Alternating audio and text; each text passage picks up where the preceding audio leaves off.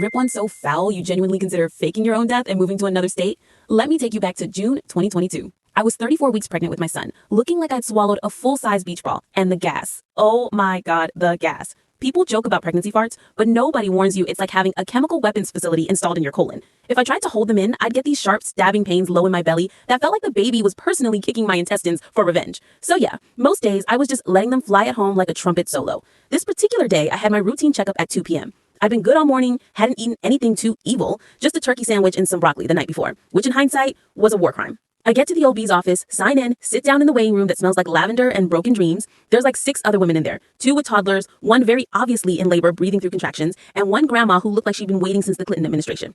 I'm minding my own business, rubbing my belly when the pressure starts. At first it's just a little, then it builds and builds. 10 minutes in, I'm sitting there clenching so hard, I'm pretty sure I invented a new pelvic floor exercise. I keep glancing at the door like, please call me back before I explode. 20 minutes, nothing. 25 minutes, I'm sweating through my maternity dress.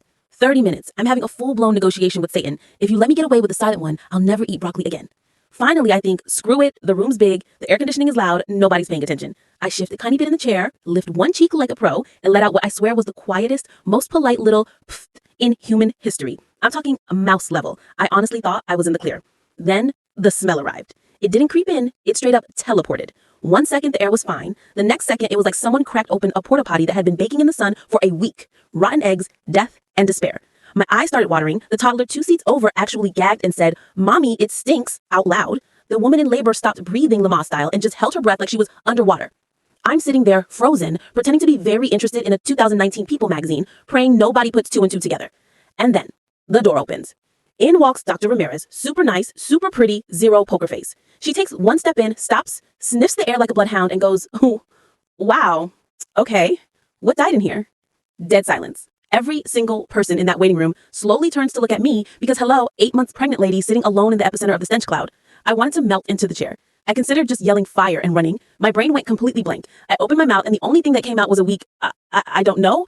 That's when Grandma Clinton era decides it's her time to shine. She sits bolt upright, points a bony finger straight at me, and announces to the entire room, it was the pregnant girl. I saw her lift her butt. Smells like she's growing Limburger cheese in there. I have never in my life turned that shade of red. I could feel the heat coming off my face like a furnace. The toddler starts fake gagging louder. The laboring mom is now laughing so hard between contractions, she might actually pop the baby out right there.